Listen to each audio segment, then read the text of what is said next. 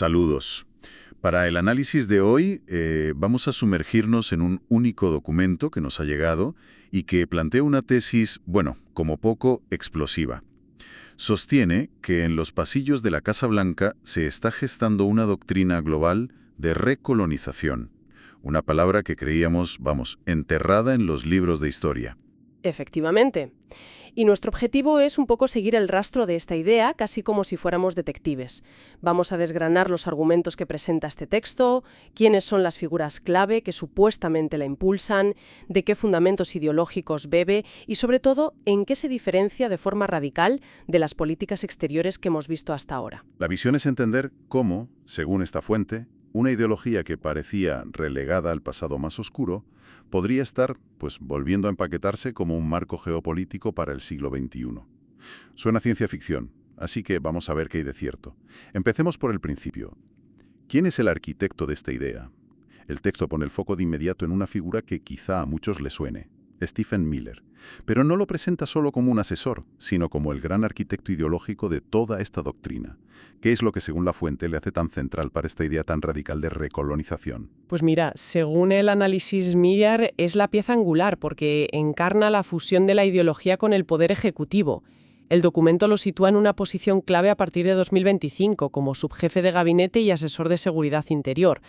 Pero lo fundamental es su visión del mundo.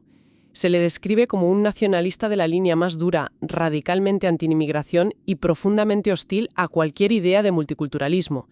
Su concepción de la nación es etnocultural, no cívica.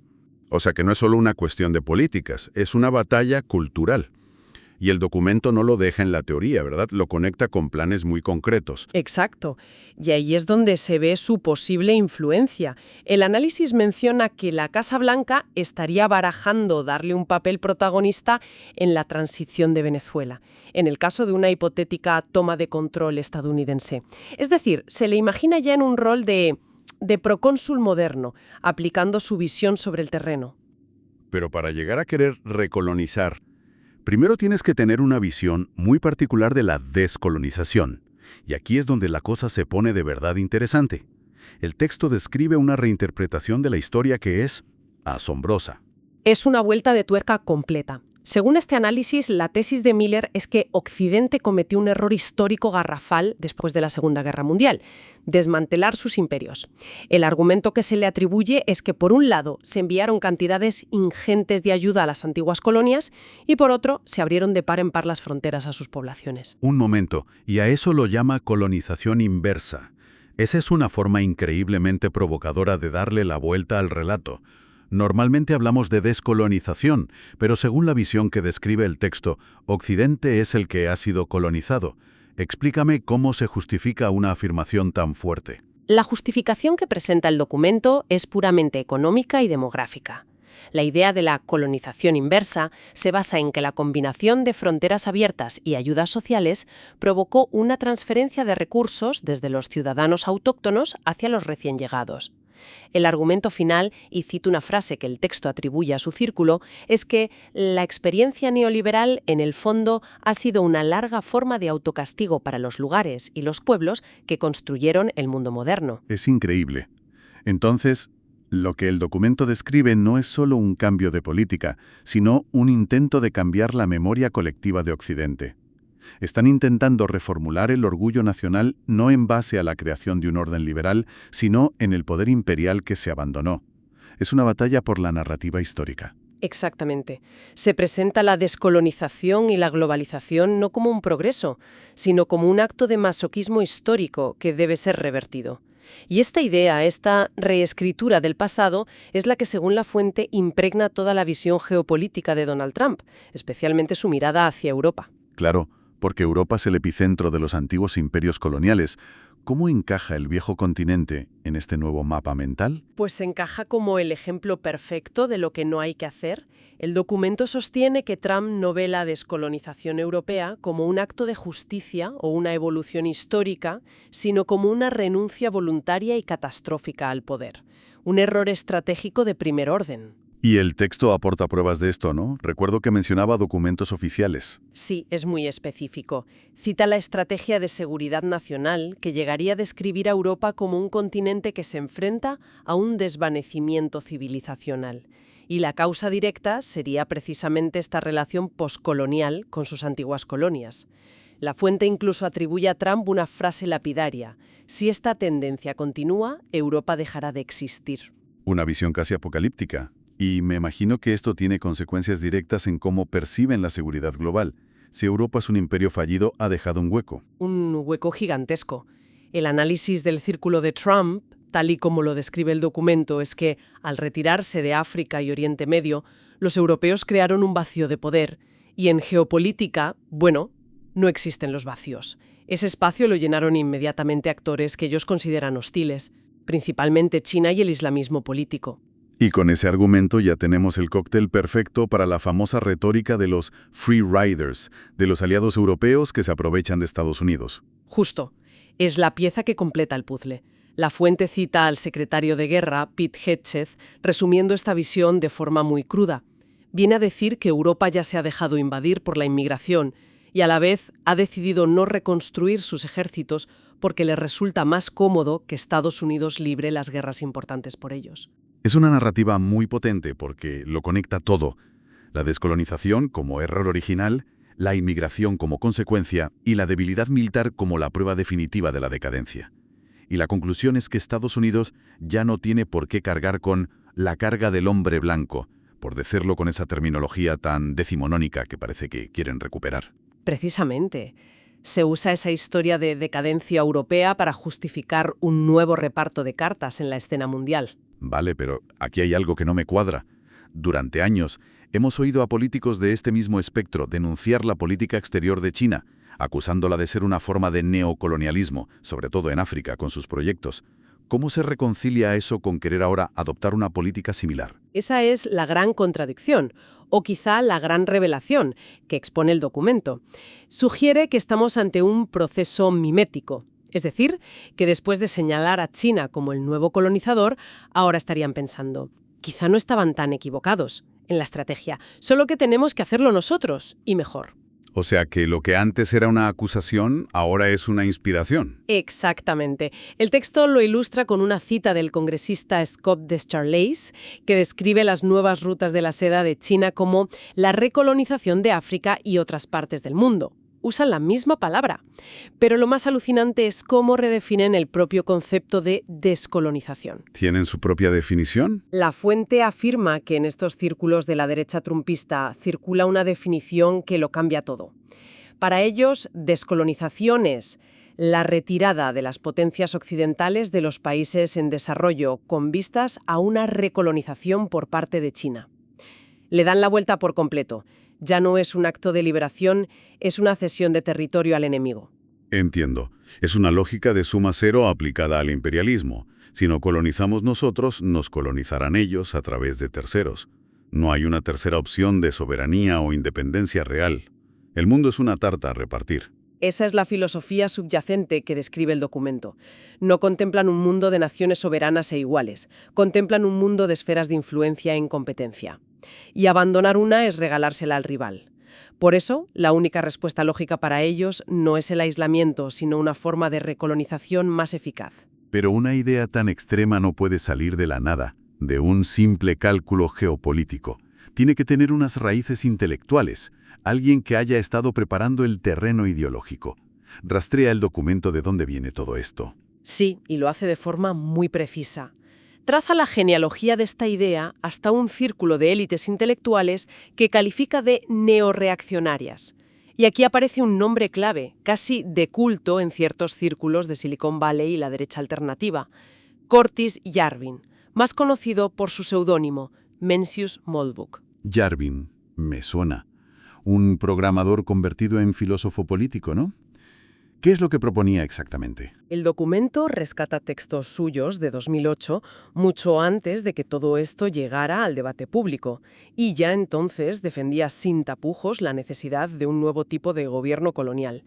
Pero, Y esto es lo crucial que subraya el análisis. Su objetivo no tiene nada que ver con las viejas excusas de civilizar o exportar la democracia. Su propuesta es mucho más empresarial. Empresarial. ¿A qué te refieres? A que el objetivo principal es que la gestión de territorios extranjeros sea rentable, lucrativa. El documento recoge una cita de Yarvin que es demoledora por su sinceridad.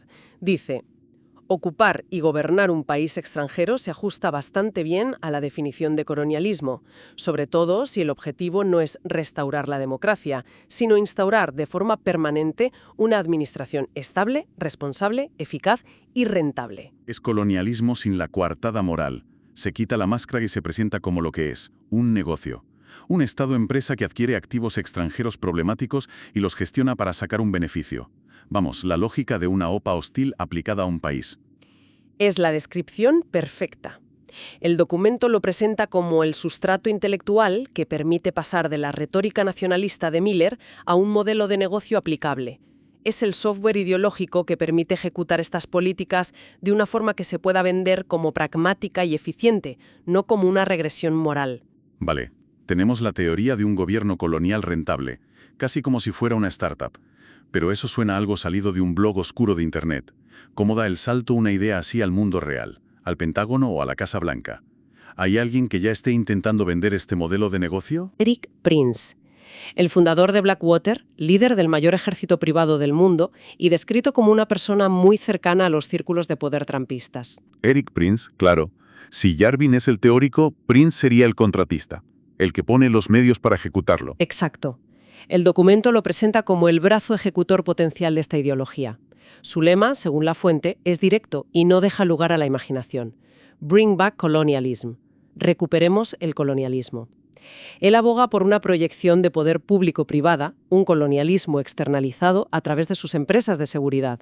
El texto recoge unas declaraciones suyas que son muy claras. Si tantos países de todo el mundo son incapaces de gobernarse a sí mismos, es hora de que nos pongamos nuestro sombrero imperial y digamos, vamos a gobernar estos países. La justificación es la supuesta incompetencia ajena. Y su propuesta para Afganistán iba en esa línea, ¿no? Creo recordar que fue muy sonada. Fue el ejemplo perfecto. Propuso nombrar a un virrey para Afganistán, una figura con poder absoluto, al más puro estilo de la Compañía Británica de las Indias Orientales, un gestor privado para un país entero. Y lo interesante es que el documento conecta directamente esa idea, ese modelo del virrey, con los planes que supuestamente se estarían barajando para la administración de Gaza o para la ya mencionada transición en Venezuela. El concepto está sobre la mesa. Entonces estamos hablando de un cambio de paradigma total, porque el intervencionismo no es nuevo en la política estadounidense. Pienso en los neoconservadores, en gente como Dick Cheney en la era Bush. Ellos también defendían intervenir en el extranjero. ¿En qué se diferencia esta recolonización maga de la doctrina neocon? El documento traza una distinción fundamental, y creo que es uno de sus puntos clave. La justificación de los neoconservadores, al menos la retórica, se basaba en la metáfora del jardinero. Teóricos como Robert Kagan hablaban del mundo como un jardín, el mundo civilizado y ordenado, rodeado de una selva caótica y peligrosa. La famosa metáfora del jardín y la selva, sí. Washington era el jardinero que tenía que salir a podar las malas hierbas de la selva para que no invadieran el jardín. Era una justificación basada en el mantenimiento de un supuesto orden mundial. Exactamente. Se intervenía, teóricamente, para proteger ese orden. En cambio, lo que el documento denomina la recolonización maga abandona por completo esa metáfora y, con ella, cualquier pretensión de actuar en nombre de un orden global. La intervención armada ya no necesita una coartada. Se justifica simple y llanamente por la voluntad del presidente de someter a otros territorios para el beneficio directo de Estados Unidos. Por eso el texto insiste tanto en que el lema America First no debe interpretarse como aislacionismo. Es compatible con la intervención, pero una intervención con un objetivo completamente distinto. No se busca crear aliados o democracias a tu imagen y semejanza. Se busca crear vasallos. Esa es la palabra que utiliza la fuente y que marca la diferencia. Y lo más preocupante que señala el análisis es que esta idea, que parece tan extrema, ya está calando hondo en la base y está siendo normalizada por sus comunicadores. ¿Hasta qué punto se ha normalizado? El documento da ejemplos concretos. Sí, y son bastante explícitos. Menciona a varios influencers del ecosistema trumpista que ya están difundiendo abiertamente el lema Make Colonialism Great Again. Hagamos el colonialismo grande de nuevo. Cita, por ejemplo, a Jesse Kelly, una figura muy influyente, que declaró en su programa: «La colonización es una de las mejores cosas que le han pasado a las regiones atrasadas del mundo. Lo presenta como un bien incuestionable». Es un lenguaje que no se oía en el debate público desde hace 70 años. Lo están recuperando sin complejos. Y va todavía más allá. El texto pone el foco en Matt Waltz, un comunicador que se autodefine como fascista teocrático, nada menos. Citan un tuit suyo que consideran paradigmático de esta nueva mentalidad. Escribió: «Apoyo totalmente la idea de convertir a los demás países de nuestro hemisferio en vasallos subordinados de Estados Unidos. Esa es la definición misma de una política exterior America First». La palabra vasallos otra vez. Es clave. No habla de socios, ni de aliados, ni de protectorados. Es un lenguaje feudal, de sumisión directa. El imaginario político que están construyendo es una ruptura total con el lenguaje diplomático del último siglo. Así es. Lo que el documento describe, en esencia, es la construcción de un nuevo marco ideológico y un nuevo vocabulario para justificar un tipo de acción exterior que dábamos por superada. Y lo presentan no como una regresión, sino como una respuesta moderna, pragmática y necesaria a los desafíos del siglo XXI. Entonces, si tuviéramos que resumir la tesis central del documento que hemos analizado, diríamos que describe el surgimiento de una ideología que aboga explícitamente por la recolonización, pero no una recolonización para, supuestamente, instaurar la democracia al estilo neoconservador, sino una estrategia de poder rentable. Exacto.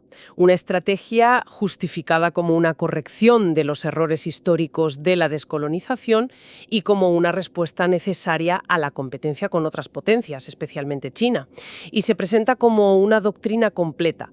Tiene sus teóricos de cabecera, como Yarvin, sus potenciales ejecutores y empresarios, como Prince, y sus comunicadores e ideólogos políticos, como Miller, y toda esa red de influencers que están preparando el terreno. Es un ecosistema completo. Y todo esto nos deja con una reflexión final para darle vueltas. El texto se ha centrado en las justificaciones ideológicas de esta doctrina, en cómo se está construyendo la narrativa para hacerla aceptable. Pero, más allá de la retórica, queda una pregunta flotando en el aire.